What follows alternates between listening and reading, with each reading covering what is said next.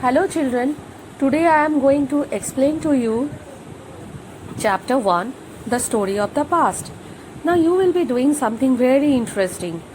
You will be taking an interview of your grandparents and write their answers to the questions in your rough notebook. Now, during their time, were there bicycles or cars as common means of transport? Were there radios or CD players to listen to music? Were televisions black and white or colored? Was water drawn from wells or were there taps? Did children play outdoors or play video games indoors? Did they commonly use postcards or electronic mail to communicate? You will get these questions at page 1.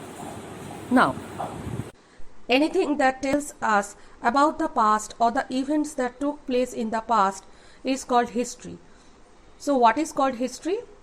Anything that tells us about the past or the events that took place in the past is called history. It is a record of past events in a sequential or chronological order.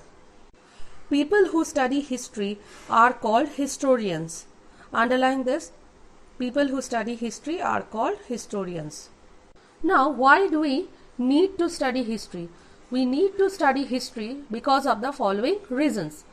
Number 1, history gives us a better understanding of the lifestyle of the people who lived before us, what they ate, the clothes they wore, and the houses they lived in. Number 2, through a study of the past, we understand the present better. Number 3, history helps us understand the events that are happening in the world today. Now, history is actually continuous. However, to understand history better, it is necessary to divide history into parts called periods. Now, each period in history has some common features. In India, history has been divided into ancient, medieval, and modern periods. Now, what are the sources of history? There are different kinds of materials that provide information about the past. They are called sources of history. The sources can be divided into literary sources and archaeological sources. You have to know this, literary sources and archaeological sources. Now, what are literary sources? Literary sources are handwritten records that are found on palm leaves, parchments, and barks.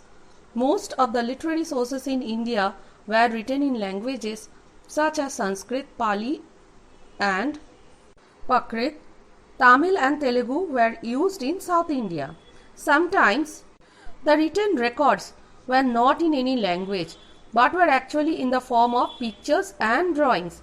Literary sources can be divided into religious and non-religious literature.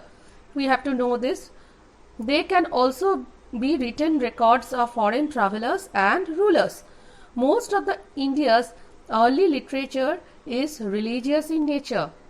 For example, the Vedas, the Upanishads, the Puranas, and the religious writings of Jains and Buddhists.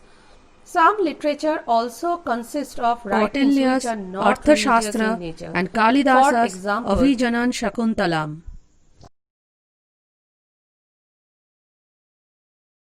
And the Panchatantra. They give us an insight into the society and culture of the period. You have to know the names of two epics, Ramayana and Mahabharata, which are both religious and non-religious texts. Sometimes rulers have also written records of the times during their rule. Some such accounts are also an important source of history. For example, Emperor Babur wrote the book Baburnama. You have to know this. Many times, foreign travelers also wrote about the places they visited. For example, Huan Sang came to India from China. Underline this. He has written extensively about his experiences which tell us about India at that time. Now, what are archaeological sources? Archaeological sources include material remains. These remains can be artifacts such as pottery, tools, seals, coins, and monuments. Many of these archaeological sources are buried under the earth and have to be dug out or excavated. The people who study the tools, weapons, and other remains of the past are called archaeologists. You have to know who are called archaeologists. Now, archaeological sources provide us with evidence about the life of the people in those times. Excavations at Mohenjo-daro and Harappa brought to light a new civilization, namely the Indus Valley civilization. Please underline Mohenjo-daro, Harappa and Indus Valley civilization. Okay. Archaeological sources can be divided into the following categories. You have to know this. Which are the categories? Seals, coins, inscriptions and monuments. Now, what are seals? Seals are stamps or engravings set in stone or metal. Now, what are coins? The study of coins is called numismatics. Ancient coins were made of gold, silver, copper or lead. Coins give us a lot of information about the ruler, the period he or she ruled, trade, interest of rulers and the economic conditions of that time. So, we have to know what information can we get from the coins. Now, what are inscriptions? Inscriptions are written records found on pillars, rocks, caves and copper plates. The earliest inscriptions are found on the Harappan seals. This one we have to know. The writing on these inscriptions has not yet been decoded. The earliest inscriptions that have been decoded are the edicts of Emperor Ashoka.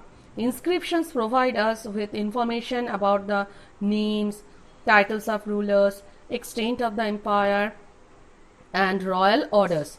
We can get a good idea of the political, social, economic and religious conditions of India under different rulers.